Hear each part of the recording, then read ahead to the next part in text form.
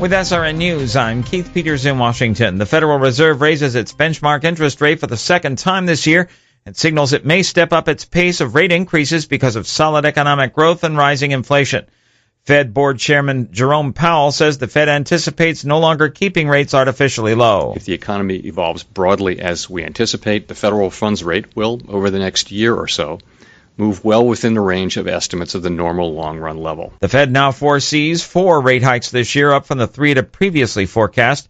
The Fed left little doubt that it's prepared to increase the pace of its credit tightening to guard against higher inflation later on. President Trump seems cautiously optimistic on a denuclearization deal with North Korea, and with good reason.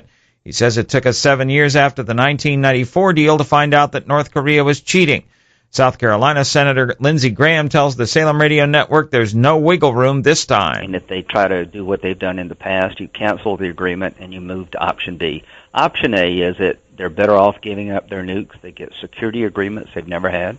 We end the Korean War. They get economic incentives to give up their missile and nuclear program.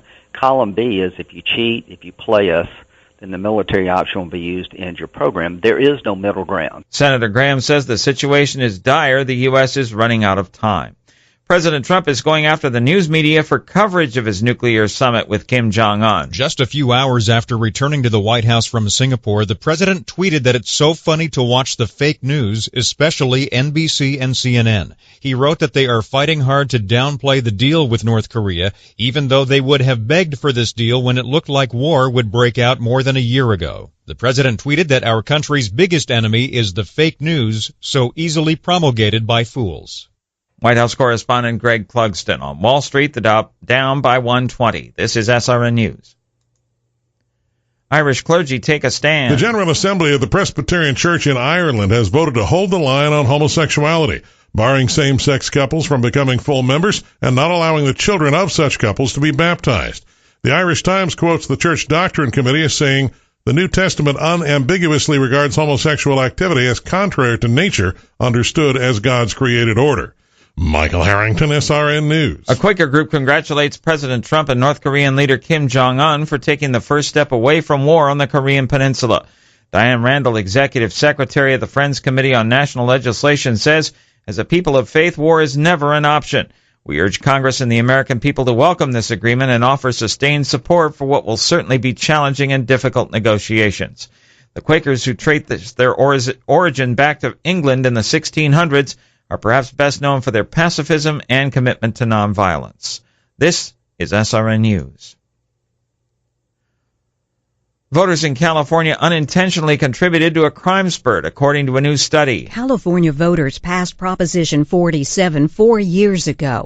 It reduced criminal penalties for drug possession, theft, shoplifting, and some other felonies. Now, researchers are linking that vote to an increase in car burglary, shoplifting, and other theft. The nonpartisan Public Policy Institute of California found, though, that it did not lead to the state's increase in violent crime. The year after the vote, California had the lowest arrest rate in its history. Experts said police frequently ignored crimes that brought minimal punishment. I'm Rita Foley. Chilean police have raided Roman Catholic church offices in the capital and city of Rancagua, looking for files, investigative reports, and documents related to a sex abuse scandal that has damaged the clergy's reputation in the country. More details at srnnews.com. I'm Keith Peters in Washington. Early to bed, early to rise makes a man healthy, wealthy, and wise. And all was Benjamin Franklin wise. So you actually think electricity can pass through metal? Ha! Ben Franklin, go fly a kite. Excellent idea. Where are my keys? Besides the bifocals, Ben invented the Franklin stove, the odometer, and the lightning rod. Ingenuity, pass it on. From the Foundation for a Better Life at values.com. It is a period of civil war. Again. Rebel emissary Plek Dexeter and his crew travel the farthest reaches of the galaxy to explore astounding new worlds and meet weird bug creatures and stuff. This is Mission to Zix. Mission to Zix, an improvised science fiction podcast. That's Zix, CYXX. New episodes every Wednesday. Interest rate increase. I'm Tim McGuire with an AP News Minute. The Federal Reserve raises a key interest rate for the second time this year. Board Chairman Jerome Powell says the increase is due to a strong economy. In particular, we think that gradually returning interest rates to a more normal level as the economy strengthens is the best way the Fed can help sustain an environment in which American households and businesses can thrive. Experts expect the Fed to increase rates at least 4 times this year. 2 gamers whose online dispute over a video game allegedly led to a swatting call that resulted in police fatally shooting a Wichita, Kansas man plead not guilty. Prosecutors say Casey Viner asked Tyler Barris of Los Angeles to swat his rival, Shane Gaskell. Barris, however, allegedly sent police to the wrong address where they shot and killed Andrew Finch. A day after a federal judge approved the AT&T Time Warner merger, Comcast is out with an offer to buy Fox's entertainment businesses for $65 billion, possibly setting off a bidding battle with Disney. I'm Tim McGuire. It is a period of civil war. Again. Rebel emissary Plek Dexeter and his crew travel the farthest reaches of the galaxy to explore astounding new worlds and meet weird bug creatures and stuff. This is Mission to Zix. Mission to Zix, an improvised science fiction podcast. That's Zix, CYXX. New episodes every Wednesday. From Keene, the Shire, the Liberty Media capital of the world, this is Daryl W. Perry, host of FPP Radio News for Wednesday, June 13th, 2018. Silver is trading at $16.92 per ounce. Gold is valued at $1,295 per ounce. Zencash is trading at $17, and the average price of Bitcoin is $6,477.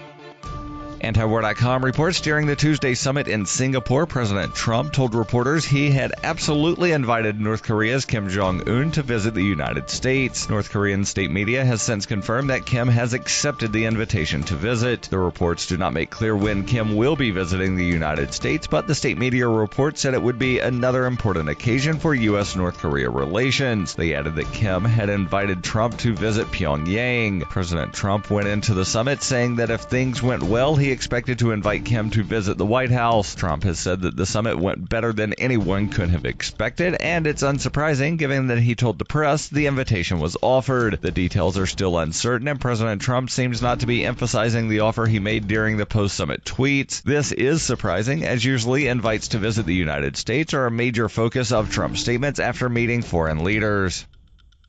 For over 40 years, Roberts & Roberts Brokerage has been a trusted source for buying and selling precious metals like gold and silver. And as a Bitcoin-preferred business, Roberts & Roberts Brokerage has removed the minimum purchase amount for all orders paid in the digital currency. Call Roberts & Roberts Brokerage today for knowledgeable advice on buying and selling precious metals and a forward-thinking approach to new technologies. 800-874-9760 or visit online at rrbi.co. UPI reports less than 1 month after unanimously approving a tax of $275 per employee each year on big businesses, the Seattle City Council on Tuesday repealed the bill due to a fear of a referendum that would have reversed it. The tax, often referred to as the Amazon tax because the online retailer is the largest company in Seattle and would have paid the most, Amazon was a staunch opponent of the tax and funded a campaign to get a referendum to repeal it. But it didn't have to go that far because the Seattle City Council voted 7-2 to repeal their tax. Council members said they had to repeal because the referendum effort was apparently so successful the public would have repealed it. Council member Lisa Herbold, who voted to repeal the tax, said this is not a winnable battle at this time. The opposition has unlimited resources. In a statement, Amazon applauded the repeal. Amazon Vice President Drew Herdener said today's vote by the Seattle City Council to repeal the tax on job creation is the right decision for the region's economic prosperity. Socialist Council member Kashwama Sawant, one of the two who voted against the repeal, said her colleague showed capitulation and betrayal. Sawant told the New York Times they are choosing to base themselves on making Amazon executives happy. You can support FPP Radio by joining the Fans program. Fans are friends, allies, and numerous supporters. Fans help FPP afford to produce more original content. You can join the Fans program for as little as $1 per month through Patreon and get perks like ad-free versions of FPP Radio News and Peace, Love, Liberty Radio. To learn more or to join the Fans program, visit fans.fppradio.com.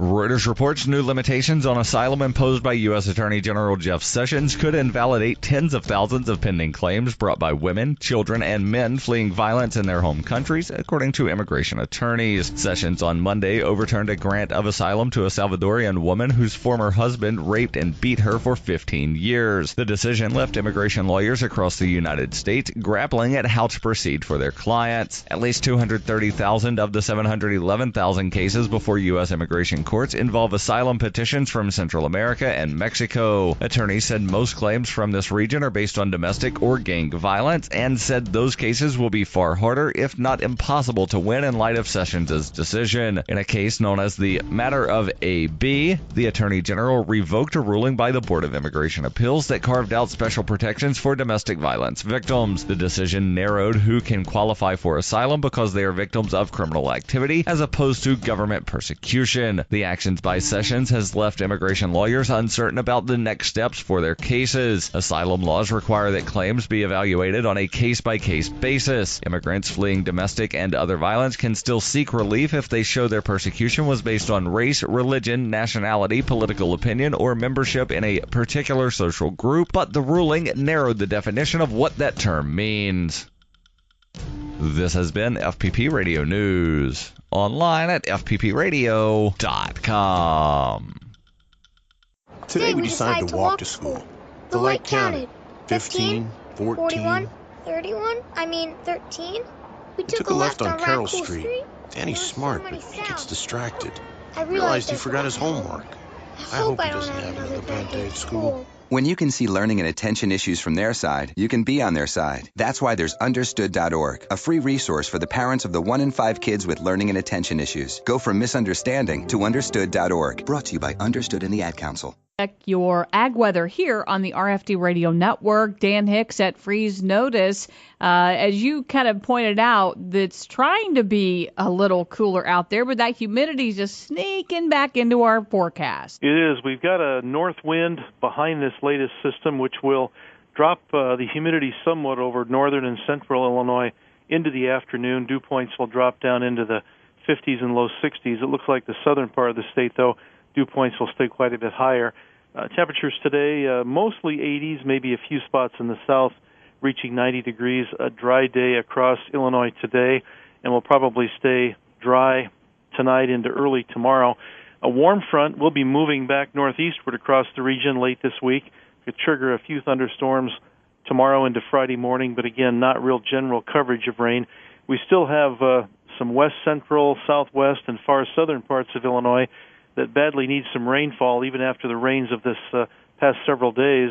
Quite a large difference in rainfall amounts across Illinois over the past week or so. So if we make it through the steamy weekend, what's in the longer-term forecast? Well, after heating up again late this week into early next week with upper 80s and 90s high dew points, best rain chances will move up into the far northern Midwest. It looks like this hotter pattern and drier pattern will not last long, as I think that it will start to break down by about Tuesday or Wednesday of next week, with some cooling spreading southward and some scattered thunderstorm activity returning. So for the 6 to 10 day period, above normal temperatures, but a cooling trend during that period, increasing rain chances, but again, I think significant rains may be somewhat spotty, so not all areas get major amounts. It looks like into the 11 to 15 day period, a similar forecast with near to above normal temperatures, but probably not extreme readings into the 11 to 15 day either.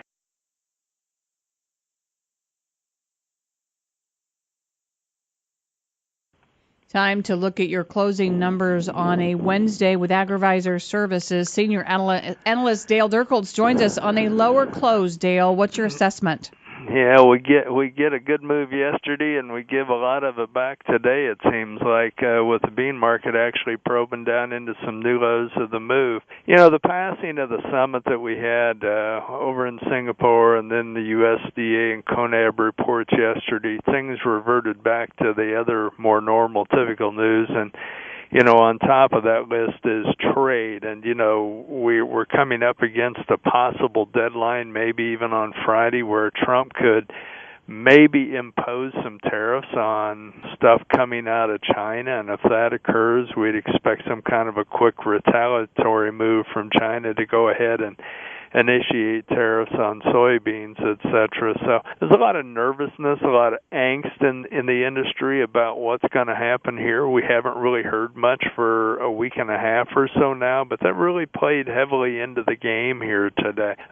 So with that, beans are really the weaker link on the downside. Informa had some acreage numbers out here this morning. They actually ratcheted back their soybean planting just a little bit, but on the flip side of that, it's still a higher acreage number than what the USDA used back in March. The corn acreage number they ratcheted back down a little bit too, but it also was still higher than where the USDA was in March. But they're really within the realm of possibilities and the kind of number the industry has been talking about for some time now. Wheat was as weak as beans today. Suspect here at this point that the wheat market's just weak because we do have harvest getting underway, and at least so far, yields in the southern plains have been as good, maybe a little better than expected, and we're hearing good things about quality. Here are your closing and settling numbers on a Wednesday on the RFD Radio Network. I'm Rita Frazier. Lower across the board here at the close. July corn down 1.5, 376. September settled down 1 1/4, 385 1/2. Dees down 1 1/4, and March corn down 1 1/4, 406 1/4. July soybeans down 18, 936. August down 17 3/4. September soybeans down 17 at 948 1/4, and November soybeans closed the day down 15 3/4 at 958 3/4. July wheat Chicago down 18, 516 1/2. September down 17 1/4 at 532 3/4. Bean meal for August down 570. We settled at 349.50. Here's your livestock summary on the RFD Radio Network. I'm Rita Frazier. In welcome news to cattle and hog producers, the USDA raised its beef and pork export projections for 2018 in a monthly report, despite trade tensions that have dampened sales to important customers like China. The agency also sees exports rising next year. USDA provided other signs that the supply and demand balance was shifting favorably for prices. It trimmed its production estimates for this year while increasing per capita consumption for next year. In the cash market on Illinois direct hogs, we were $1 higher yesterday, trading 49 to a cash top of 55. And off and running here in the livestock futures today, June nearby lean hogs up 7.80.60. July up 50 cents at 81.95, and the August live cattle down a dime at 104.20.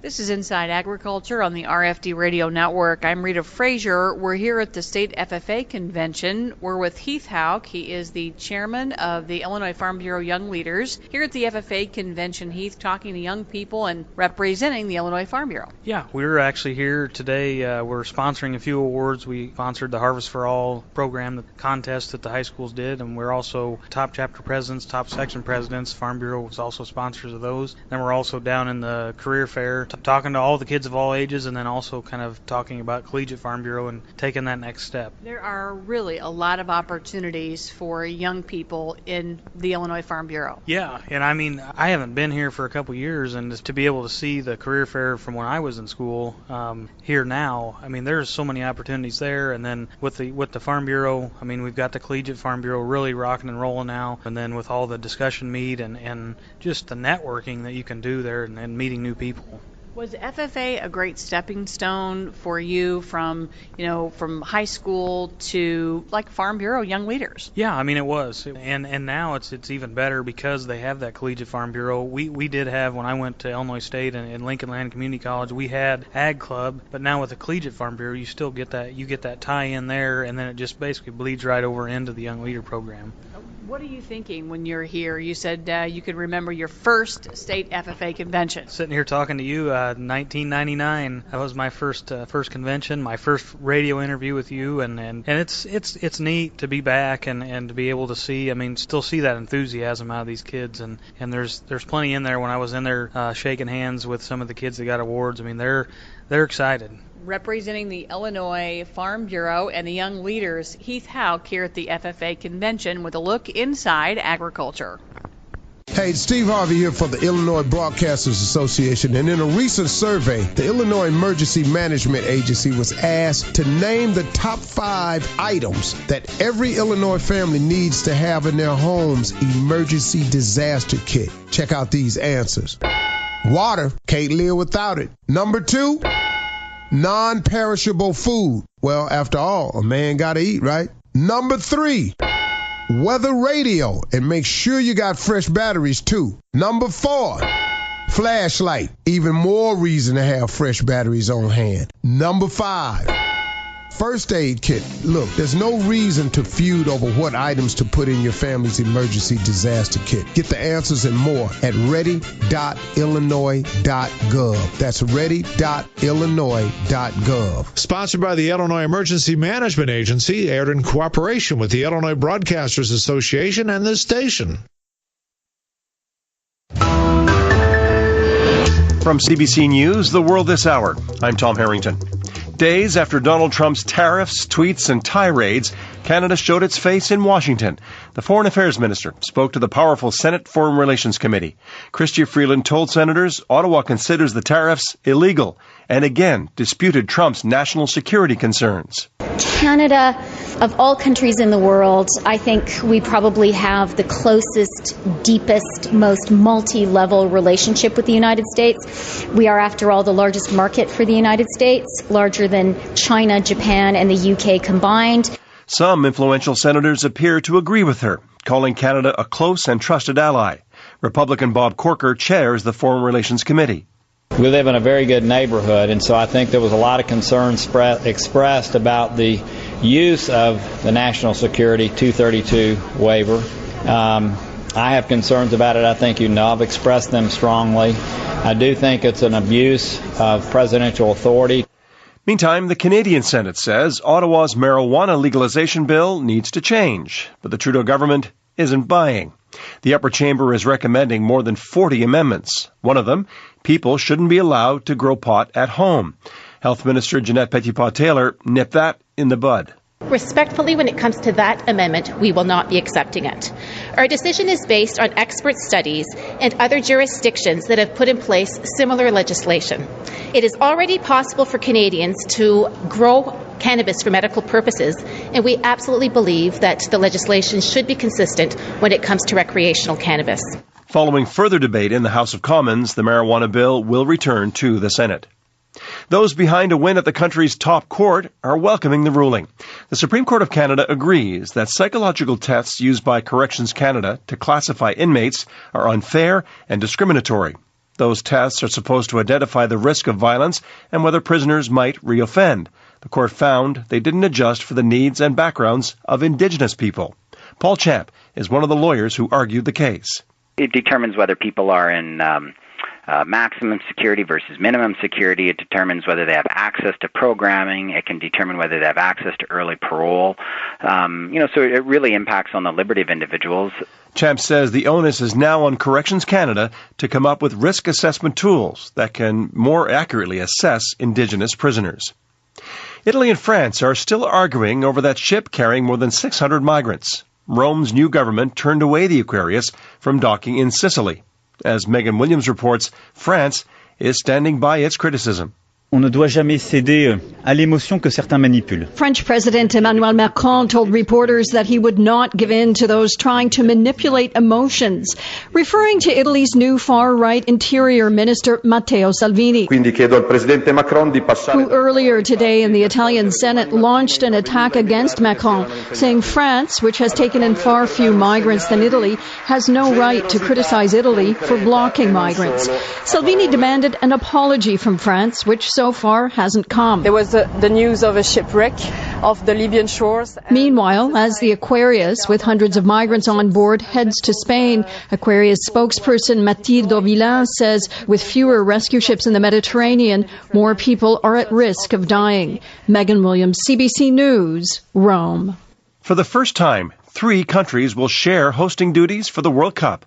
A joint U.S., Canada, Mexico bid for the 2026 tournament easily defeated a Moroccan effort.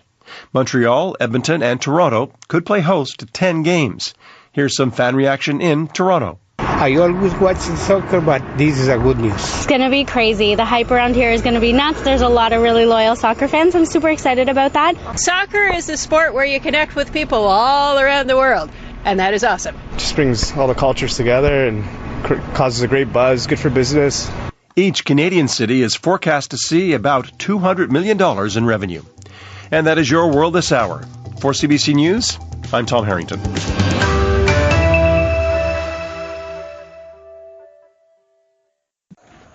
They were outnumbered, out-equipped.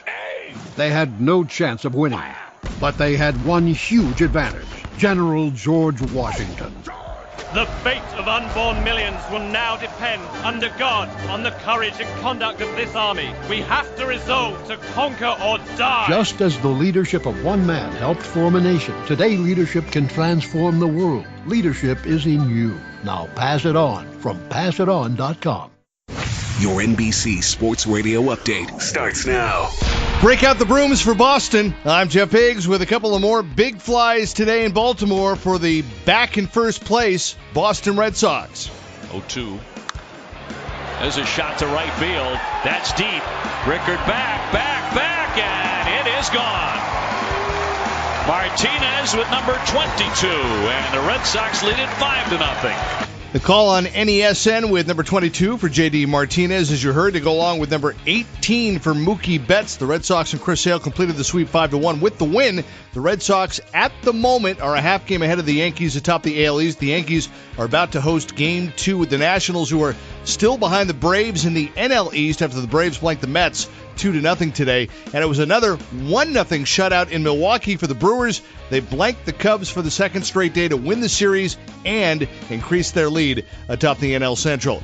Big week for the NFL. 28 teams holding their mandatory minicamps, and earlier today some mandatory listening as Vikings receiver Stephon Diggs joined our own Mike Florio on NBC Sports Radio, with the Vikings looking to bounce back after coming up short in the NFC Championship game. You know, last year we had different pieces, we had different people here, and this year we started a new chapter. You know, we got a new quarterback, we got a couple new pieces. You know, starting a new leaf and, you know, kind of building it from the ground up again, because every year is a new year. And, you know, you can't just use your last year as, can't really just go into a season like, okay, it'll be just like last year. No, you know, you got to work at it and make the pieces to the puzzle stick.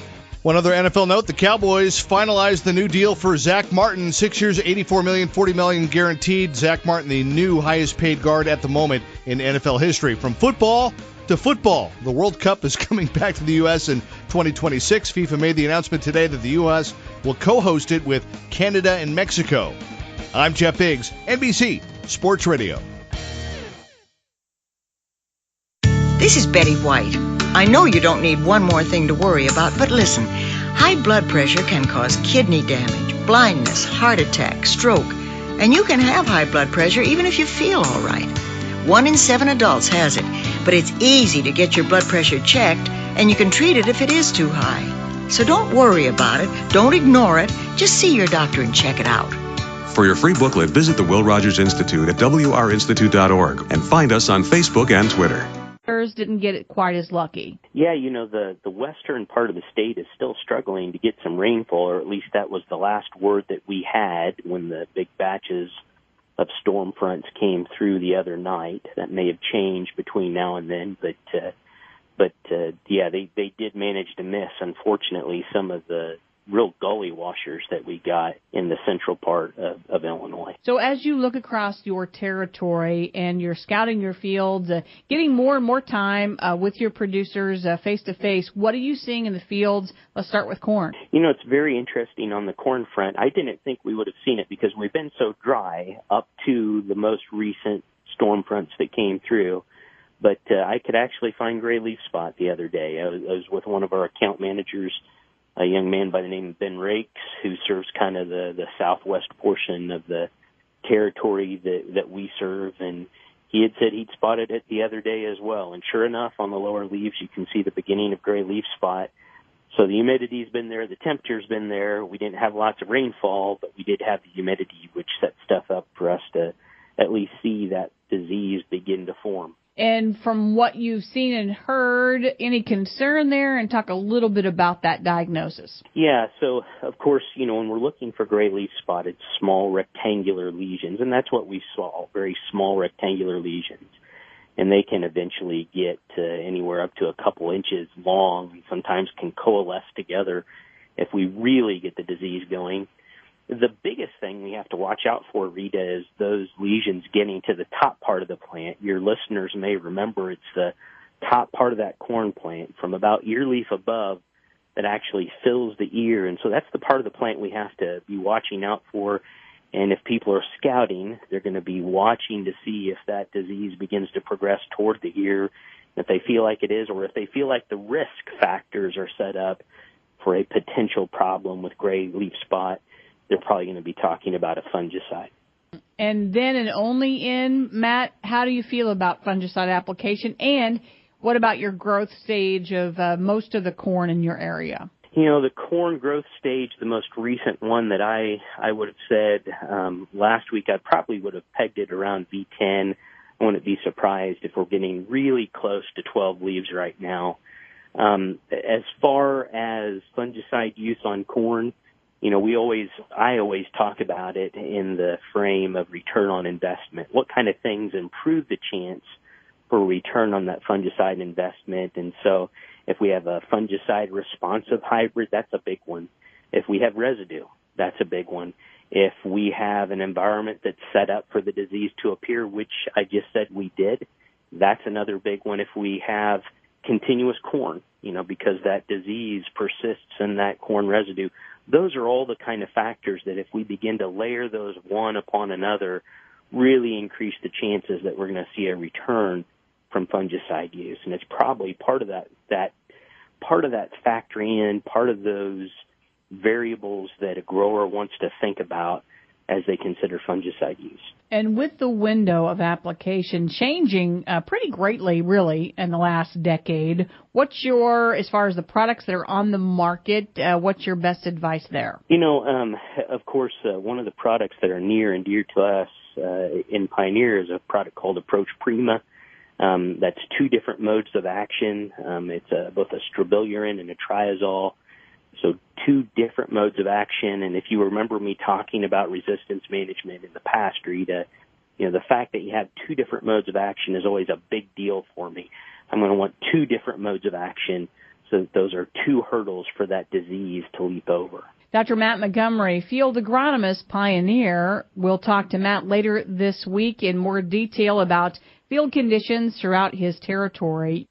And again, Matt Montgomery, some of those topics that we'll dive into when we chat with Matt tomorrow will be soybeans and how much of the bean crop got put in early. Lots of folks wanted to. We'll talk a little bit about the condition of that bean crop. Let's segue then to our first guest from USDA Rural Development, Mike Wallace, Water and Environmental Program Director. Hey, Mike. Hi, how you doing? I'm great. Hey, before we talk about some great ways to invest in rural Illinois and some infrastructure projects, tell us about you and a bit about your title.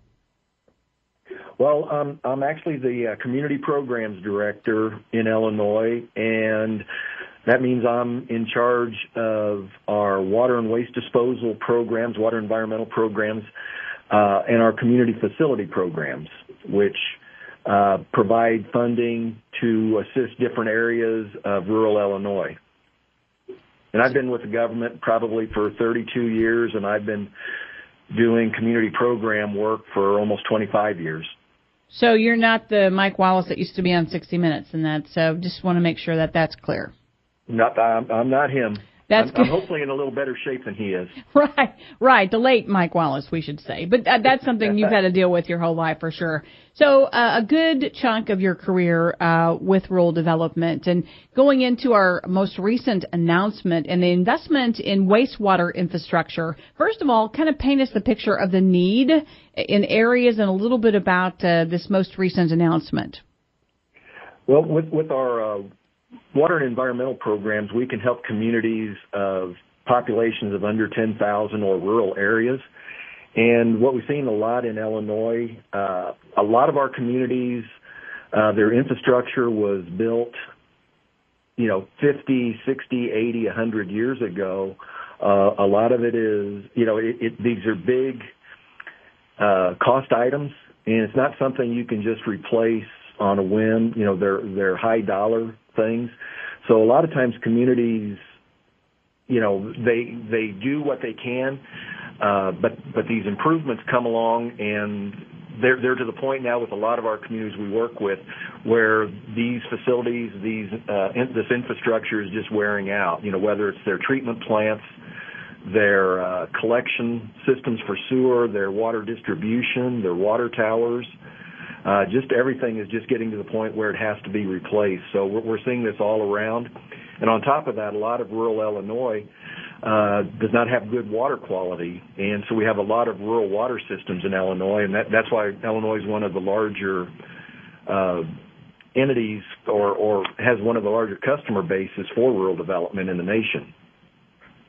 Now, when we're talking about some of the grants, and you'll go through and tell us about the communities that were awarded this money, it is for rural communities. So how do we define, in 2018, how do you define a rural community by population? Where's the cutoff? The cutoff is population of under 10,000 in population, or in rural areas, there really is no population limit to that. So, a lot of our rural water systems cover the areas outside of towns, and they may cover portions or parts of multiple counties, and that's okay. We have a lot of rural water systems, like I said, or a lot of our small communities. Probably about 80% of our funding goes to communities under 5,000. That seems to be where the real need is. So before we talk about the communities, how would, and I see there that Clark Edgar Rural Water District is a part of that, Northern Morgan Water Co-op, so several co-ops. How do these co-ops, do they make applications, and how did you select these grant recipients this time around? Yeah, to be eligible for our programs, they have to be either a public body, so it'd be like a town, a county, a township. It could be a special purpose district like a water district or a sanitary sewer district or a not-for-profit corporation. So these customers, a lot of times, they will approach us. In a number of cases, they're existing customers who are coming back for phase after phase. A lot of the rural water is built in phases just because of the size and the cost of it. They go out and get a section, talk to the people who's interested, and then they go build that section, and then they look for funding for the next section after that one is built. So it takes time, it takes involvement, and it takes the customers out there in the rural areas saying, hey, we need service. And these, go ahead. No, I'm just going to say, it's kind of a combination. A lot of it's word of mouth, and like I said, we work with a lot of rural water around the state, so we're known for that. And, when we talk about this, Mike, you're telling us about these qualifications, and we'll have another segment to dive in deeper and you can get specific, but this is life. I mean, we take it for granted. When you provide water, drinking water, and healthy systems for these communities, it's huge. Yes, it is. Yes, I mean, it's all about, maintaining the small communities or even having a chance to grow. The water goes to the schools, to the hospitals, to, all the citizens. and it's kind of a thankless job, the people that operate these systems and, keep the water going and being able to flush the toilets, and you really don't notice it. You don't pay attention to it until it doesn't work. That is for sure. No doubt about it. Well, we appreciate you coming on, and we look forward to talking more about this huge investment in rural infrastructure and wastewater facilities throughout the state. Over $3 million. Mike Wallace is our guest. He is Water and Environmental Program Director for USDA Rural Development here in the state of Illinois. So when we come back, we'll have more with Mike. Later in the show, we'll talk with the Director of Public Health here in the state. You're listening to RFD Today.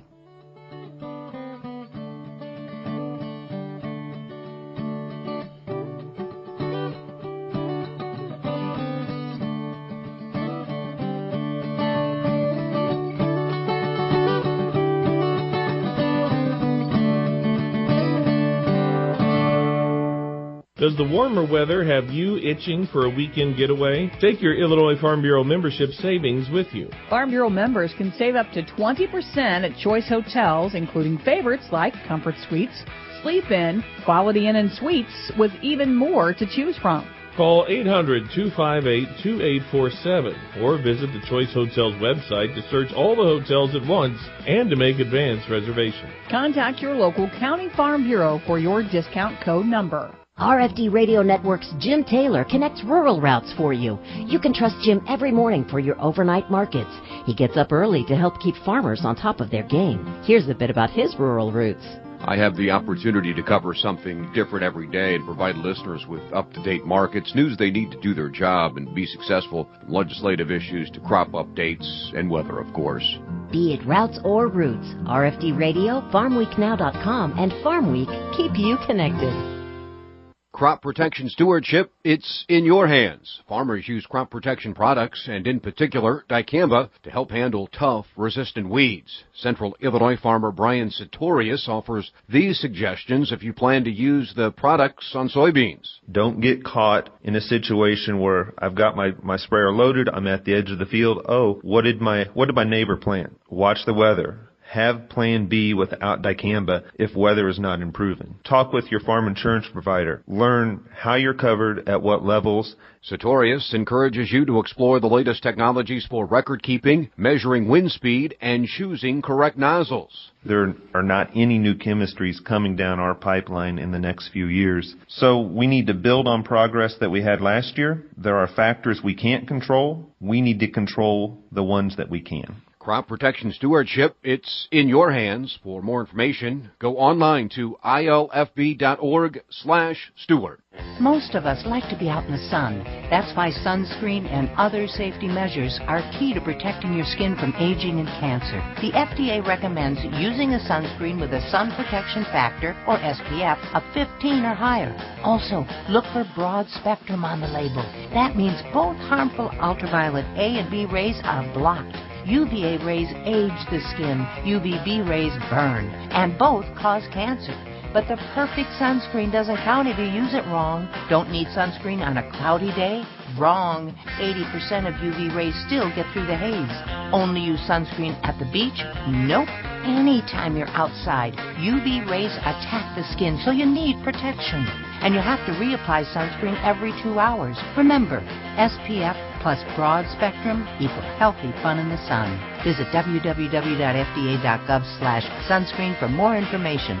A message from the U.S. Food and Drug Administration. We're back here on RFD today on a Wednesday. Rita Frazier in for DeLoss Yankee, who will be joining us later in the day, covering a nice field day over in Fulton County. We'll visit with DeLoss a bit later, but we're going to continue a conversation with Mike Wallace, who is Water and Environmental Program Director at USDA Rural Development here in the state. All right, so Mike, over $3 million invested through rural development here in the state to improve water and wastewater infrastructure in areas around the state. Who was in this latest grant program? What communities will be benefiting? Well, we're working with the Village of Curran on installing a new sewer collection system to help the community. So that's a vital need to, upgrade that community. We have the Kaskaskia Water District in southern Illinois, who is a regional water provider. They provide water to several communities and rural water systems. So they've been around for many years, and they're doing some necessary expansion and renovations of their facilities so they can continue to provide water to their customers. We've got the North Morgan Water Co-op for their next phase of their water system expansion, like 32 miles of new water line to serve more rural water customers, farms and rural water.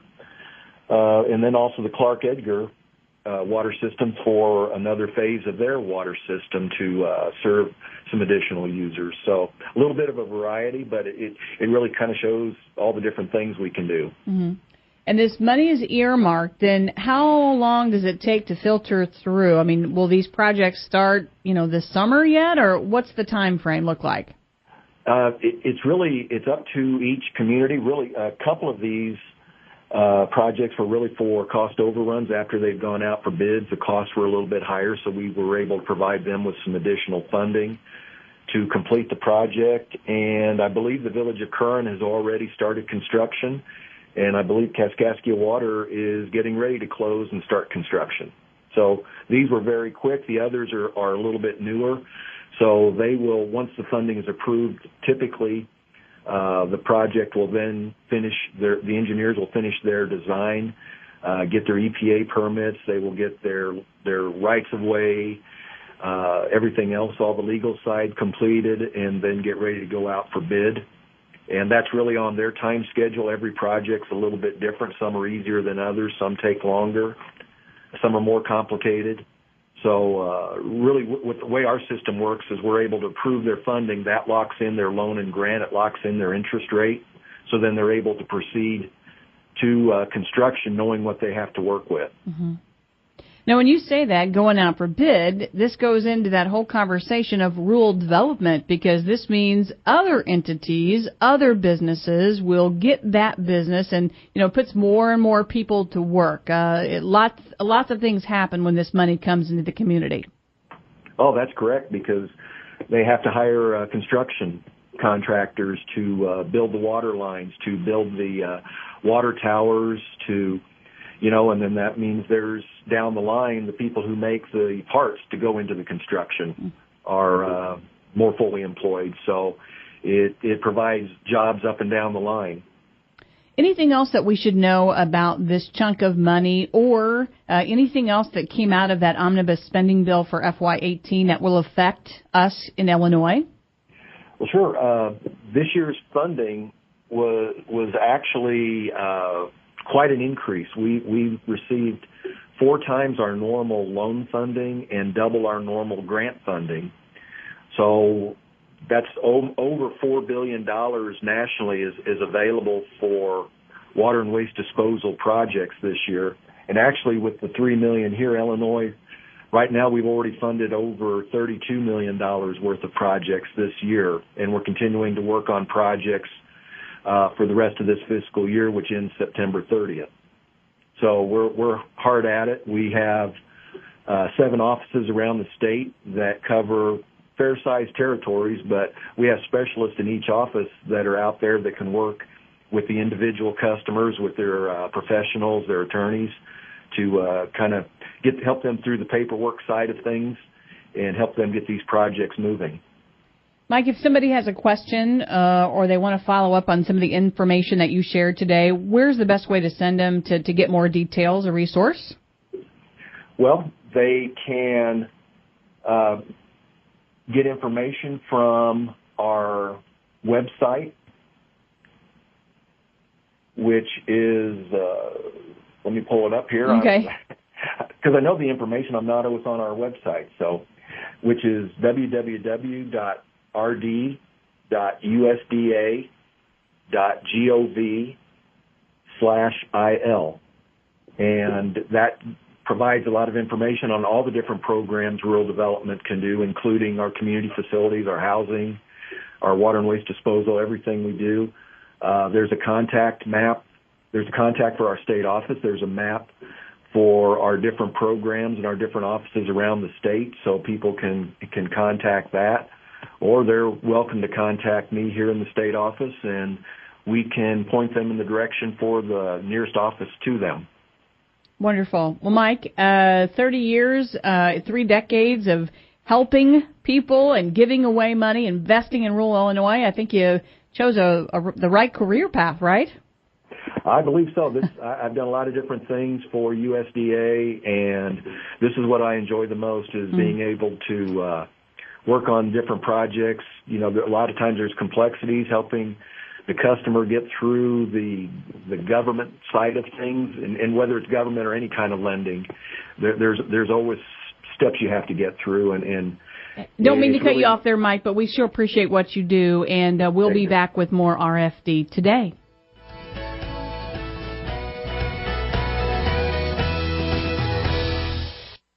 Stay tuned for more on RFD Today, right here on the Illinois Farm Bureau Radio Network.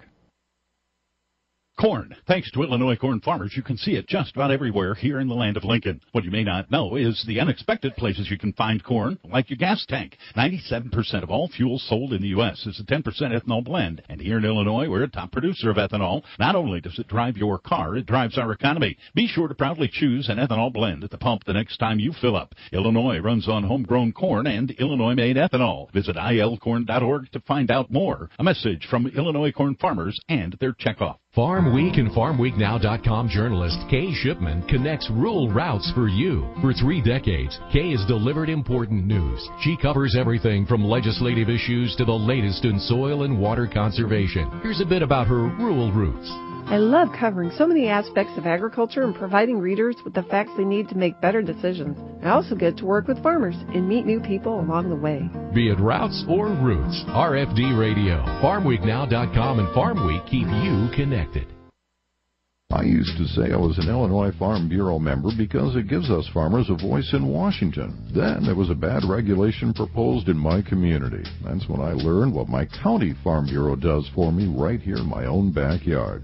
From giving scholarships to local kids to tackling township or zoning concerns, Farm Bureau starts right here.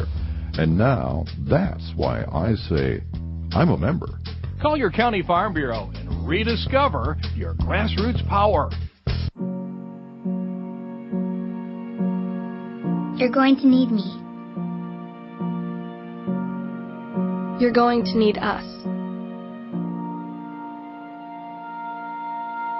All of us. You're going to need our technical skills, our math, our engineering skills. You're going to need our help with your water, your air, your food. You're going to need our organizational skills, our problem-solving skills. You're going to need our determination, our honesty, our compassion. You're going to need the next generation of leaders to face the challenges the future will bring. And we promise, we'll be there when you need us. Today, 4-H is growing the next generation of leaders. Support us at 4h.org. All ag. All Illinois. All now. There are a lot of smartphone apps out there, but do they have what's important to us here in Illinois? The Farm Week Now app does, and it's always at your fingertips. All ag, all Illinois, and 24/7 where and when you need it for free. Go to your app or Play Store on your smartphone, hit search, type in Farm Week Now, that's one word, and download it today. Brought to you by Illinois Farm Bureau, where we're all about farm, families, and food. We are back on RFD today on a Wednesday. We're going to be talking about mosquitoes, unfortunately, and what they bring, especially with the humidity where it's been the last few days in Illinois. We're going to head down to Springfield, the Illinois Department of Public Health. Today joining us is Connie Austin. Connie is a state public health veterinarian. How are you, Connie? Just fine. How are you doing? Really good. Tell us a bit about you and your position and what you work with. What's your responsibility? Yeah, I work with a lot of different issues, things like Salmonella, West Nile, other zoonotic diseases that are transmitted from people to animals to people, and those kinds of diseases. So I'm very happy to be here today to talk to you about mosquitoes. Yeah, because like I said, right now is sort of peak season, isn't it? Yeah, we kind of start at this time of the year, and then it increases through August and September. So that's when you really have to worry about these mosquitoes that transmit West Nile. And tell us about that. We've learned a lot over, the last decade about West Nile virus, but sort of remind us about the threat, how it's spread, and a little bit about, what's at risk here in 2018. Right. So the West Nile mosquito is a Culex mosquito, so it likes to fly around at night. So between dusk and dawn is when you have to worry most about bites from these mosquitoes. So if you're working out on the farm, or you're going to an outdoor event, or you're walking in the evening, those are the times when you really have to take care and make sure you wear your mosquito repellent. And there's a lot of different types of mosquito repellents, so you can go on the EPA website. If you have a baby or you're pregnant, you can look on there and see which ones are safe for you. And typically people think about DEET, but there's a number of other mosquito repellents as well. So those are some at-risk information, and you've given us some precautions that we should kind of think about. But I guess back to, how big of a problem is this in 2018? I guess you can go back to last year's stats, kind of remind us of the cases last year, 2017, and go on from there. Yeah, each year we have anywhere from 40 to 160 cases of West Nile in the state. And, some people it's just a mild infection with fever, but, for some people it's very serious, and it can cause meningitis or encephalitis or even death. So the numbers, if you're the one who's affected and you're the one who gets the meningitis or encephalitis, then obviously big concern. So that's why we want everybody to use preventive measures, make sure. Another thing that happens around the home and farm is that you might have items that are like buckets or wheelbarrows that have water in them, and you really want to dump those, because those are where the mosquitoes like to put their eggs, and then you'll have more mosquitoes and more risk of infection. So especially with the heavy rains that we've been having, I noticed, I had 3 buckets filled with water around my property, so I made sure I dumped those, because that's just a great mosquito breeding ground.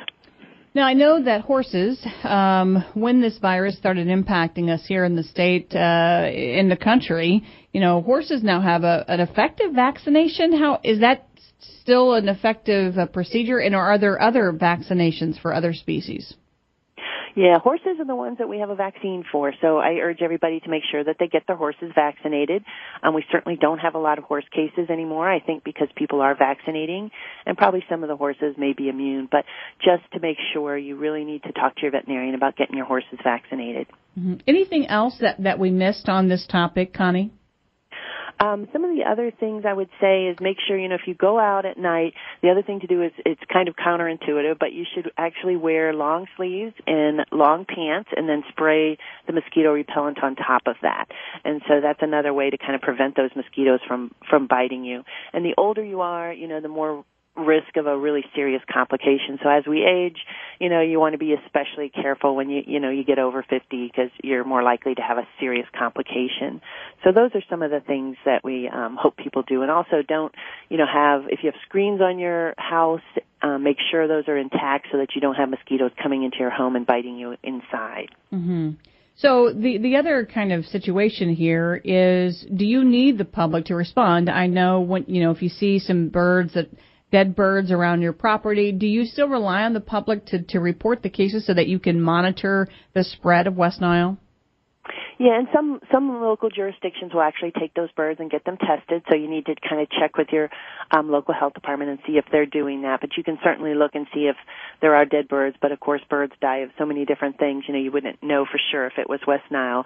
But the most important thing people can do is make sure they don't have any breeding grounds for mosquitoes around their property. So getting rid of all that, those containers you have around your property that end up with water in them. So just about a minute left here, Connie. Just maybe summarize your message to Illinoisans to avoid West Nile this summer. Right. So each year, around this time of the year, and especially, don't stop thinking about it, through July, August, September. We also have a lot of cases in those months as well. That's the time of the year when, if you have to, try not to be out between dusk and dawn, but if you have to be out, that's when you want to wear long sleeves, long pants, and wear your mosquito repellent. I know people hate to do that, but it's a good protection against getting mosquito bites. And the older you are, the more important it is to do these kinds of things. And then again, make sure you dump all the containers around your home frequently. When you have these heavy rains, everything fills up with water, and those mosquitoes will just go and lay eggs there, and then you'll have a bunch more mosquitoes coming out. And vaccinate your horses. Great advice, Connie. Thanks for your time and your advice. Connie Austin, State Public Health Veterinarian here on RFD Today. We'll check the markets here in just a half minute or so. When we come back, we'll have a highlight or two from the Illinois FFA Convention. That event continues through tomorrow in Springfield. Our own Jenna Preston will be back in Springfield tomorrow covering, among other things, the election for the new officers for the Illinois FFA. You're listening to RFD Today.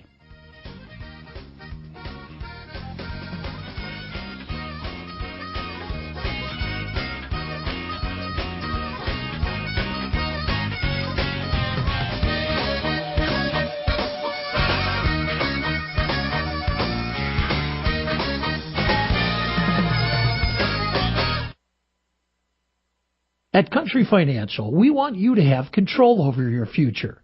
How can we help you make that happen? Our crop-certified country reps will take the time to understand your goals, help you identify the risks that could keep you from reaching them, and help you decide how you want to handle those risks.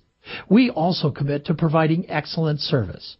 With our 100-plus certified crop adjusters, our fleet of country drones, and our 24/7 customer service, we strive to provide that on a daily basis. We also have the technology to help you manage your farm on the go. Our free Country Crop mobile app lets you view policy documents, file and track a claim, and more, all from your phone. Download the app today to take advantage of its benefits. Mark your calendars. Be sure to submit your spring federal crop acreage report before the July 15th deadline. Policies issued by Country Mutual Insurance Company, Bloomington, Illinois. This entity is an equal opportunity provider. Let's check those markets for you. Not much has changed in the last hour. Since the open, we're still lower in the corn, soybeans, and wheat down 3/4. In the nearby July corn, we're at 376 3/4. September down 3/4, 386. Deese down 3/4, 397 1/2. March down a penny at 406 1/2. July soybeans down 12 3/4, 941 1/4. August down 12 3/4, we're at 946 3/4. September down 12 1/4, and your November soybeans down 11 1/2 at 963. July wheat Chicago down 10 1/4, 524 1/4. September down 10 1/4, 539 3/4. Bean meal August down $4 even at 351.20. Those are your numbers on the RFD Radio Network.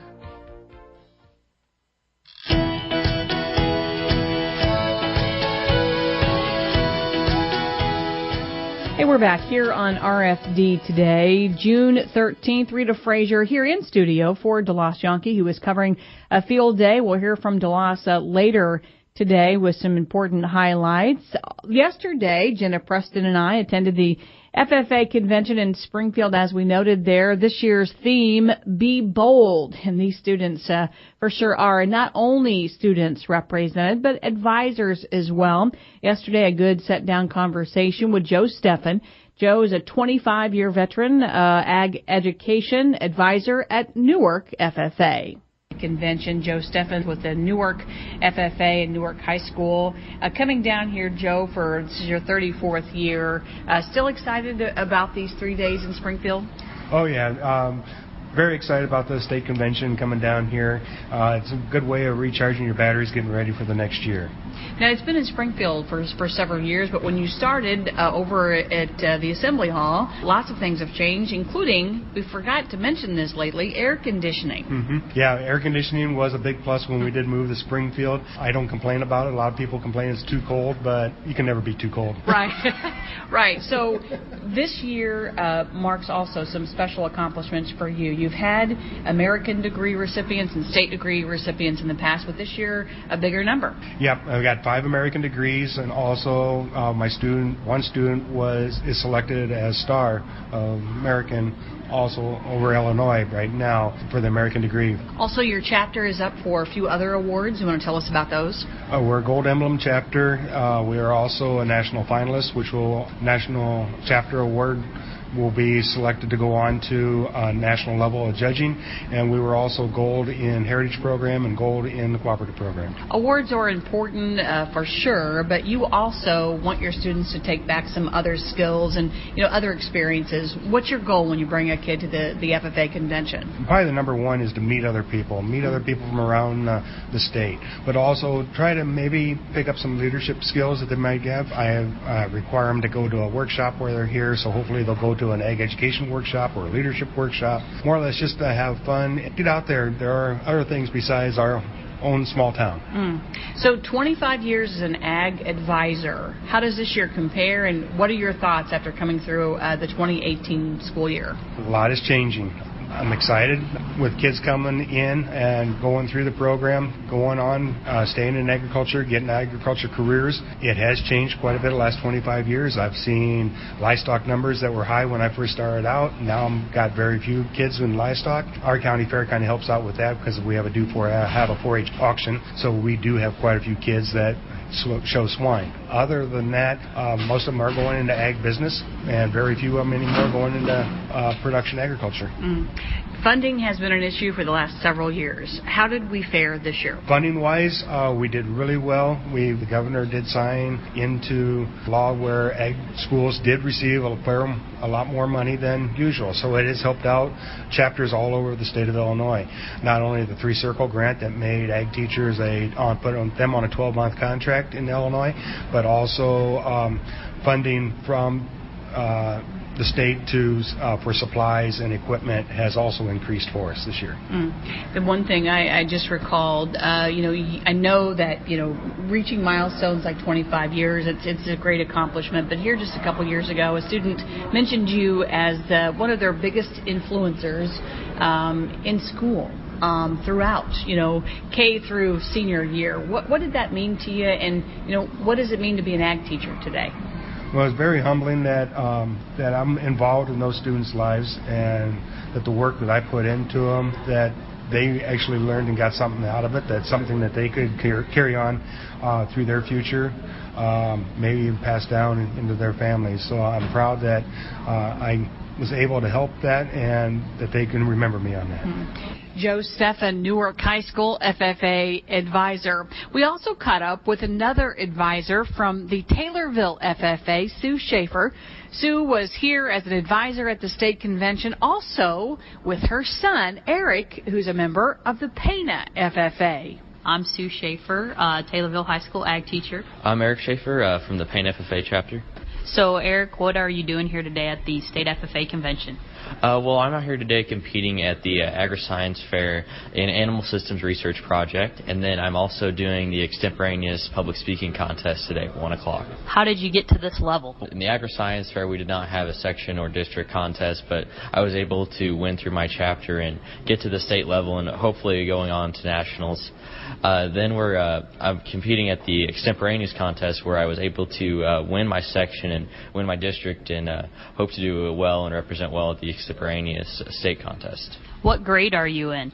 I'm going to be a junior this year. Can you tell us a little bit about your science fair project? My science fair project is comparing their conception rates of cattle or recipient cows that are implanted with a cedar after being implanted with an embryo, and the conception rates of cows that are implanted with the cedar and the conception rates of cows that are not implanted with the cedar. Okay, what is your hopes and goals of being able to compete in both of these contests today? What do you want to get out of it? Well, I hope to learn valuable leadership skills and public speaking ability to continue to go out and hopefully have a successful career in the future. What are your future plans? Well, I hope to go to college and get a 4-year degree and hopefully maybe end up with a master's and a doctorate as well and a successful career afterwards. So let me ask you too, Sue, how proud are you of this young man here? Oh, pretty proud. He's only going to be a junior, and he's accomplished quite a few cool things already. He works really hard, and the thing that's neat about Eric is he works hard in school, but he's also really good production-wise. He helps on the farm with the cattle.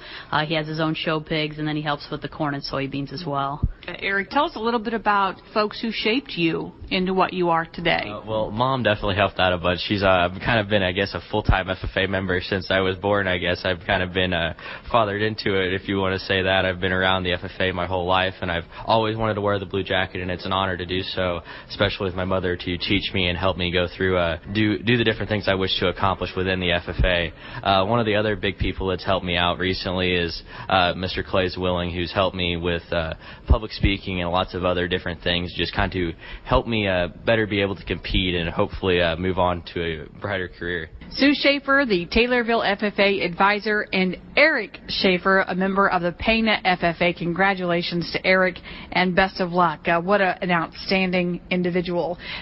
And that was just a sampling, producer Nick McClintock, of the kind of quality folks that we talked to yesterday in Springfield. Also caught up with a good friend, Rick Spencer, who is one of 8 retiring advisors for the state. Now get this. So Rick had 34 years in as an advisor, but with all of his sick days that were not used, he actually worked 36 years.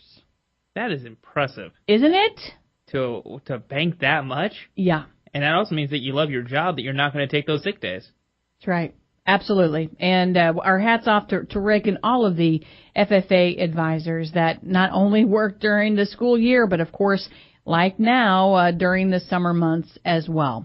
Well, DeLoss Yonke will be out and about tomorrow, and he will be broadcasting this program live from the IAA Foundation Golf Outing in Pontiac. So join us for that broadcast. We'll be talking to lots of those involved and more about what the IAA Foundation is all about. They raise a lot of money for a lot of folks during that golf outing. When we come back, our own Jim Taylor talks to a state representative. We'll talk budget when we come back here on RFD Today.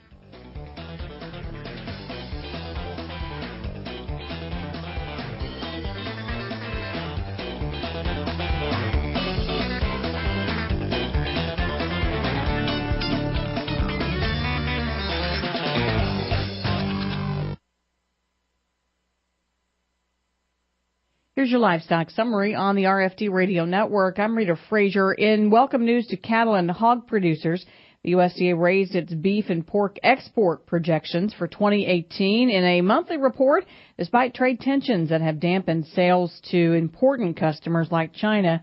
The agency also sees exports rising next year. USDA provided other signs that the supply and demand balance was shifting favorably for prices. It trimmed its production estimates for this year while increasing per capita consumption for next year. In the cash market on Illinois direct hogs, we were $1 higher yesterday, trading 49 to a cash top of 55. And off and running here in the livestock futures today, June nearby lean hogs up 7.80.60. July up 50 cents at 81.95, and the August live cattle down a dime at 104.20. How do people benefit from raising livestock here in Illinois? Rich Giebert, Illinois farmer, president of the Illinois Farm Bureau. Well, growing up on a livestock farm was always interesting, and I enjoy it more today than I did back then. But it did give me the opportunity to have a good work ethic, learn to get up in the morning. And you know, that was difficult during my senior days at high school and college days. I had a tendency not to go to bed at a respectable hour. But no, it was always enjoyable on the farm and getting up before daybreak and milking the cows and getting the chores done and then go about the rest of the day's business. Illinois Farm Bureau, along with beef, corn, milk, pork, and soybean associations, make up the Livestock Development Group, supporting the Illinois livestock sector. For more information, check out illinoislivestock.org.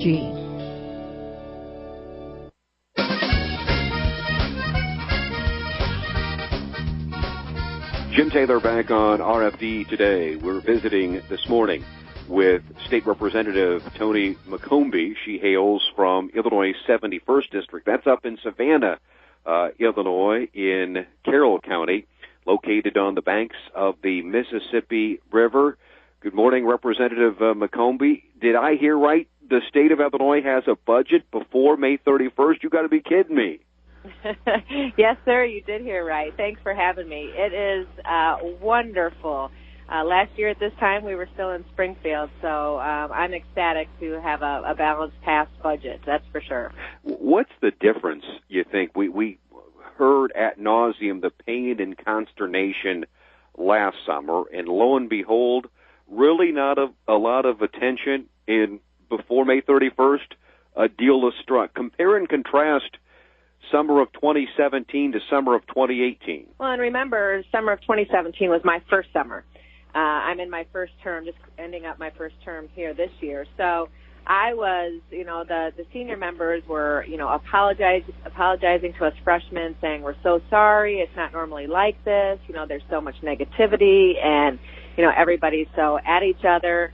And for us freshmen, we're like, well, what are you talking about? This is what we know. So for us, it wasn't really that big of a deal. I mean, we just thought, well, this is how people behave terribly in the state. No wonder it's about ready to burn down, because how you treat each other. But this year has been completely different. Not saying there's not some of that political garbage, obviously, that still goes on, and the disrespectful conversations, but the budget piece of it, the folks at the budgeteers have been working on it for almost a month, and behind closed doors, and really kind of kept us out of the minor details of it. And unfortunately, I think that helped, because then there wasn't people getting involved in nitpicking here and there and breaking up negotiations before they even started. Now, for me, with my city background, we had a finance committee that worked on a budget, so I figured it was kind of very similar. So I went to the budgeteers on both sides of the aisle and said, here, this is what I believe needs to be in the budget, and this is what I think District 71 needs. And then I went to the governor's office and said the same thing. This is what I would like you to do, and this is what I want in the budget. So I did it like I would have municipal. Because some on the floor said, yeah, we didn't have any input, we shouldn't pass this. And I thought, well, I had input. I feel good. I mean, I spoke up and said what I needed to say. And it's unfortunate that maybe some didn't. But luckily I have that background, so I wasn't afraid to speak up for our district. But I think people didn't want it. People were tired of all of the angst, and 31 months last time without a budget. Some people say, burn it down. Well, they almost did. And it's going to take us a while to get out of that hole. So I'm glad to be a part of this. Well, so when you try to decipher, this budget that's been approved, no additional tax increase, right? And then it's a balanced budget, I believe, for the first time since 2001. And then also it takes into account paying past due bills, which is always a big issue in this state. That's, taking care of three, I think, key issues in Illinois. Again, a balanced budget, no tax increase, and then paying past due bills. How did that happen? Well, I think it took a lot of long hours, wonderful staff, really kind of listening, I think listening to people's priorities and what's important, and doing what's most important, our most vulnerable, public safety and education. And then they thought about the rest. And there is some things in there. Some people that are listening are going to be like, no, it's not balanced. That's not true. And, like any budget, I kind of think about the city of Savannah's budget when we used to do that. We always put a police car in it. And we never bought a police car every year. It was just always in there in the just in case. Or if we had the ability to write a grant, you couldn't get the grant if it wasn't in the budget. So there's things in this budget that aren't going to be spent, revenues that aren't going to come in. That's part of a governmental budget. For example, if they don't sell the Thompson Center, which I hope they can finally get that done, that's $300 million of revenue that's not going to come in. So that's going to be $300 or $300 million of expenses they're not going to be able to spend. So you have to think about that piece of it too when we're talking about being balanced, to be completely honest. Because some people are like, nope, that's not true. Well, it is true, but you have to work through your budget as you go through the year. I was going to ask you, too, located up in the Savannah area with the new Savannah-Sebula Bridge, what type of investment was involved from the state of Illinois? And for our listening audience, I know we've heard about it, but is that open yet, the new bridge? It was half paid for by the federal government and then split the other half between Illinois and Iowa. And we did open our bridge, and we did drive across it and drove over to Sebula and into Iowa for quite, a few weeks. And then they were replacing the little tiny bridge over in Sebula, and unfortunately, the bridge deck dropped before they could complete the new bridge. So that has been out for quite some time. And to be honest with you, it is really causing some hardships in our communities. Businesses are down about 30-40%. And that's State Representative Tony McCombie joining us on the RFD Radio Network.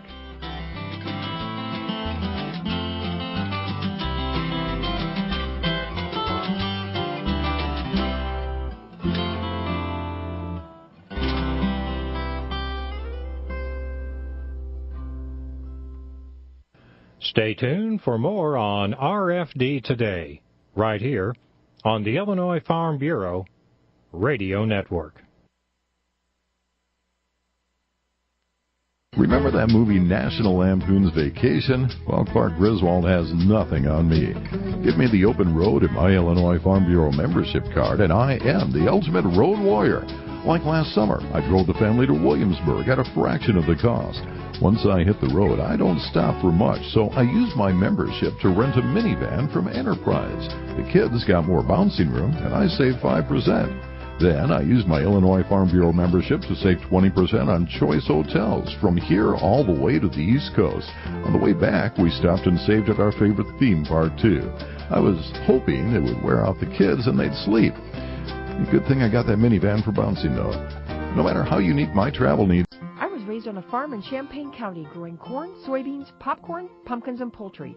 My top priority is to inform, educate, and even entertain Farm Bureau members. Be it routes or routes, RFD Radio, FarmWeekNow.com, and Farm Week keep you connected.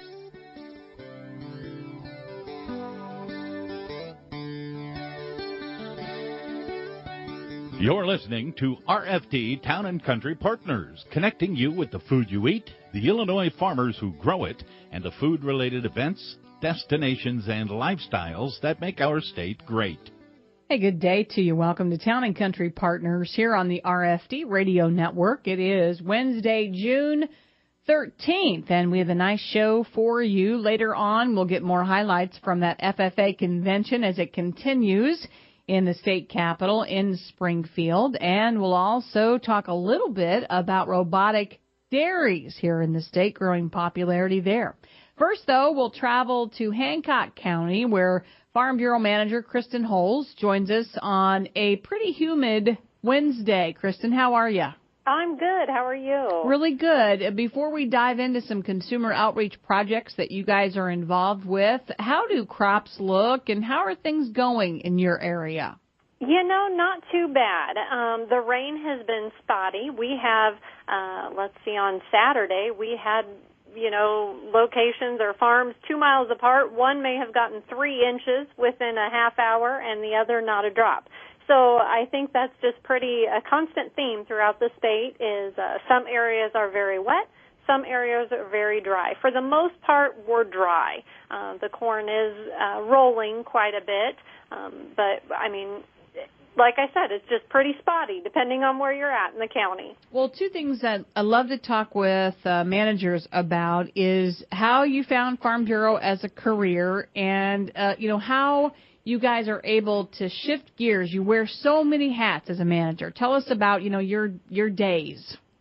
Sure. So my days, They could include anything, and actually, as we talk about the book club and our consumer communications grant, I mean, that is probably one thing that when I took this position as a manager over 4 years ago, I wouldn't have thought in a million years that I'd ever be facilitating a book club. But my day consists of everything to next week we'll be doing our Summer Ag Institute, where we'll be taking teachers on farm tours throughout the county. Everything from that to helping our Ag in the Classroom coordinator to our legislative efforts. We're actually planning a legislative lunch in July as a thank you for our members who reach out to their legislators throughout the year through our FB Act program. So that's one part of my job that is the scariest to me because I don't have a lot of legislative background, but it's also the most fun because I learn so much, you know, and it's so neat to see how well respected Illinois Farm Bureau is among both our state and federal legislators. You know, you can make a phone call to Congressman LaHood's office and they know exactly who you are and why you're calling, and you immediately are given that respect and that attention that we feel we deserve. Exciting. So lots of things going on. So then before we go on to follow up on the consumer outreach and the grant and the book club, how did you land at Farm Bureau? Oh, boy, interesting story. So I, right out of high school, actually, I worked for University of Illinois Extension, and I worked there for 16 years. And most recently, I was the county director. So I took a position, and I was the county director of Adams, Brown, Hancock, Pike, and Schuyler County. And that was a position, you know, growing up, I was always involved in 4-H and working with Extension both as a volunteer and an employee. And being a county director is just something I always wanted to do. And so, of course, with the reorganization in 2010, that all changed. And so I found myself as county director for not one, but 5 counties. And though I enjoyed that very much, I had 2 young children, and I just found myself traveling and away from home far too much in 5 offices and 5 counties. So our former director left, and I had a couple of board members come to me and say, hey, you know, if we open this up to local hires, would you be interested? And it's a job that I did not go through the manager training right out of college because I knew that I wouldn't be able to travel throughout the state. I married a dairy farmer, and we are here, you know, our roots are in Hancock County. That's where we were both born and raised, and I have my family had a business in Hancock County, and so I was not looking to travel throughout the state. So when the position for Hancock County came open, I just felt like it was a perfect fit, and though I loved Extension, it really allowed me to focus back on agriculture and dealing with the people, you know, being the face that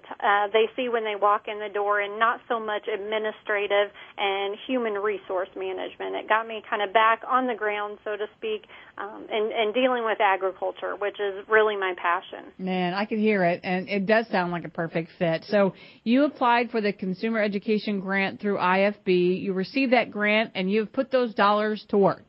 We have. Actually, we just concluded our project yesterday. So our Ag Literacy Coordinator, Don Weinberg, and I sat down during the application period, and we said, you know, what could we do that no one else is doing? Let's think outside the box. What could we do? How could we reach a different population? And the idea of a book club came up. And so we contacted Kevin Daugherty at Illinois Ag in the Classroom, and he sent a couple of books our way, and we read one of those, and it just felt like the perfect fit. So the book is called Flip the Bird, and the author is Kim Brunner. And as Dawn and I read the book, I actually have a little excerpt here that I can read. It says, when Mercer meets Lucy, he falls hard for her gorgeous looks and bubbly personality. He thinks the love of his life is about to take flight until he discovers that Lucy and her family belong to a fanatical animal rights organization called HALT, a group that believes imposing any sort of restrictions on animals is a form of cruelty. Mercer soon realizes that if he wants to keep seeing Lucy, he'll need to keep his love of falconry and his family's raptor rehabilitation center a secret from her, and Lucy's involvement with HALT from his family. With humor and honesty, Mercer's story shows how growing up means making difficult choices and sometimes being rewarded in unexpected ways. And so though that may not correspond directly with animal agriculture and the way our farmers are producing and raising livestock, there are a lot of similarities. And so throughout the book and throughout our discussions with our participants, we really kind of zeroed in on, here's a concept, now let's bring it back to agriculture, and let's talk about how this affects agriculture and the similarities between that. So we started in May, and we handed out the book. We had kind of a kickoff event. So we had 8 participants this year, and they came to our Farm Bureau office. We got to know each other a little bit. We had refreshments and talked about things to look for throughout reading the book. And then each week we checked in via Facebook. We started a social media group, a networking group. So as we were, as participants were noticing things or just wanting to talk with each other about the book and the plot, they were able to do so on social media. And then yesterday, our culminating event was, and we did not plan this when we first started, but the author, Kim Brunner, is actually from Chicago. And so, lo and behold, Amtrak just makes a direct line right to Macomb, which is about 25 miles from Carthage, from Hancock County. And so we were able to bring the author herself here, and she led the final discussion yesterday. And so not only were we able to have a group book discussion, but she also talked about the apprenticeship she did in falconry as she was researching for the book. But then following our 2-hour event, we were able to take her on a farm tour at our dairy farm, actually, and throughout Hancock County. We just did some really neat things and kind of exposed her to agriculture in a way that she had never been. So we did not see that. When we first had the idea of having a book discussion or a book group, we did not see where it would end. So that's just kind of really neat how things all transpired and ended up. That is an amazing story. That is great. And now, taking us through that process kind of makes you want more of it. So about a minute left here, but will you reapply next year? And maybe just talk about that. Sure. So I know that we've already had folks interested in in the next book. What are you reading next? So we do look for that to grow. Another really interesting kickoff that we could see from this is the author is actually a 7th grade teacher in Cook County. And so as we look at, we've talked with her about, hey, could we visit your classroom? Could we bring farmers to your classroom and kind of look at an adopt-a-classroom relationship too? So the possibilities are endless, but yes, we probably will do another book, probably in the winter time, because this is such a busy time of year. Well, thank you so much for sharing your story. And because now I want more information about your dairy farm, maybe you can come back on with us very soon and you can tell us more about how things are going there. Kristen Hulls is the manager of the Hancock County Farm Bureau. Do have a great dairy month, Kristen. We'll talk to you soon. You too. Thank you, Rita. Thank you. We'll have more on the dairy industry. And as I teased earlier, we'll have more from that Illinois FFA convention. Caught up with some fantastic advisors while visiting the convention Monday and Tuesday. This is Town & Country Partners.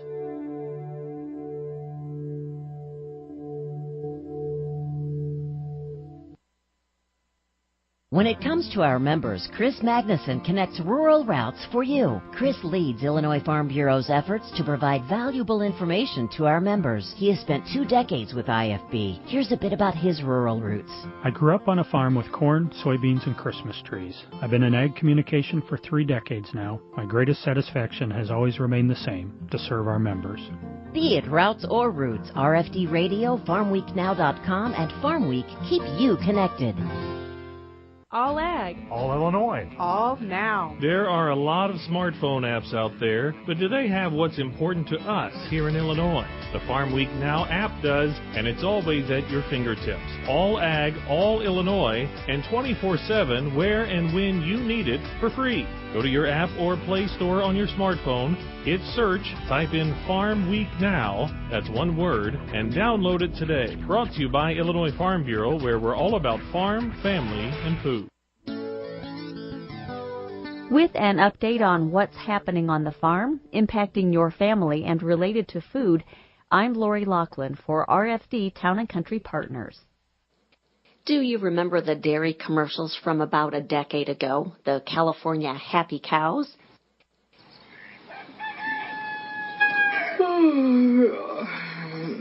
Morning. So what do you think then? Get an early start on that alfalfa on the back 40? What's the hurry? Hit the snooze. Great cheese comes from Happy Cows. Happy Cows come from California. Well, you should know that Illinois has happy cows, too. Some of them live on the Finke Dairy Farm in Nashville, Illinois, about an hour east of St. Louis. The farm, run by fifth-generation farmer Craig Finke, made some changes in 2013. We have a robotic milking system. We have a robotic feeding system. And nearly every function of the building, that it includes cleaning also, is done by a computer. The Finke Farm is one of 41 in the state that uses robotics rather than humans to milk its cows. Craig Finke says he benefits because milking is now less labor-intensive.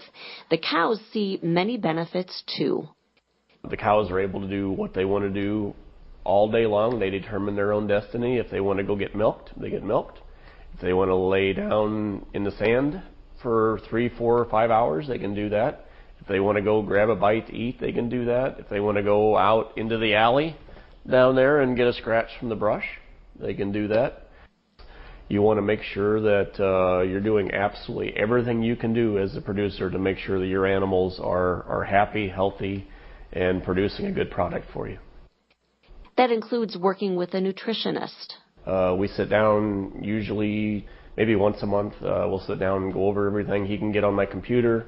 He can look and see how the cows are doing. He can get on my Cow Manager program and take a look at how the cows are eating, how they're ruminating, activity levels, and he can base his decisions on all of the data that he gets from the computers and make adjustments based on what he sees. Healthy cows are happy cows, and if we don't, as producers, take care of our animals, then they're not going to take care of us.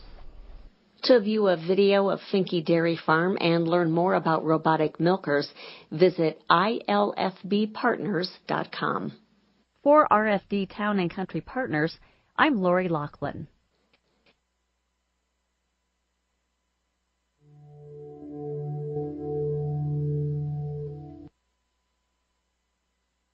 Does the warmer weather have you itching for a weekend getaway? Take your Illinois Farm Bureau membership savings with you. Farm Bureau members can save up to 20% at choice hotels, including favorites like Comfort Suites, Sleep Inn, Quality Inn and Suites, with even more to choose from. Call 800-258-2847 or visit the Choice Hotels website to search all the hotels at once and to make advance reservations. Contact your local county Farm Bureau for your discount code number. Farm Week and FarmWeekNow.com journalist Daniel Grant connects rural routes for you. With more than 2 decades of reporting under his belt, Dan is the go-to source for farmers when it comes to commodities. Here's a bit about his rural roots. I grew up on a grain and livestock farm near Roseville in Warren County. What I love about my job is working with people, traveling across Illinois, and visiting farms along the way. Be it routes or roots, RFD Radio, FarmWeekNow.com, and Farm Week keep you connected. We're back here on Town and Country Partners. Illinois FFA Convention rolls on in Springfield. The 90th annual convention's theme, Be Bold. Joe Steffen is the advisor at Newark High School, FFA chapter there. Joe has been the advisor for 25 years, still going strong in the classroom. Joe also is a very busy guy outside the classroom. He plays Santa Claus much of the year, and he also is a champion grower of gladiolas. We talked more about that passion with Joe yesterday. So school year, Santa Claus, and also you grew up showing cattle, but you transitioned to gladiolas and showing at a county and state fair. Tell us about the transition. Well, at the time, I was a freshman in college. Right after my high school graduation, our family farm sold. So with that,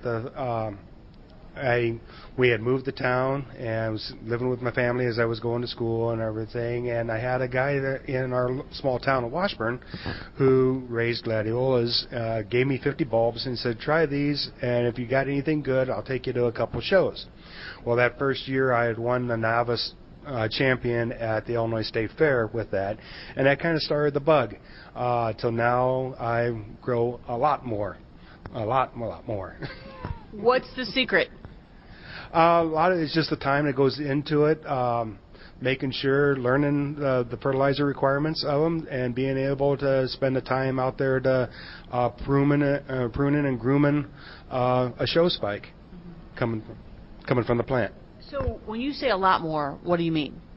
Well, a lot of people will throw a gladiola bulb in the ground in the spring and forget about it, and then they complain that it fell over in the wind and it wasn't one of their favorite things. But by learning the tricks of the trade, talking to other people from all over the world on glads, is that you got to hill them like potatoes. That makes them sturdy in blooming. The right fertilizer requirements, the composting with it, and you can get some pretty good, beautiful spikes out of a gladiola. So how much space do you have dedicated there? I'm assuming they're at your home? Well, one of my neighbors, I've got a field there that I use. The garden right now that I have is right at an acre, and I would say probably about a third of that is all in gladiolas. Wow.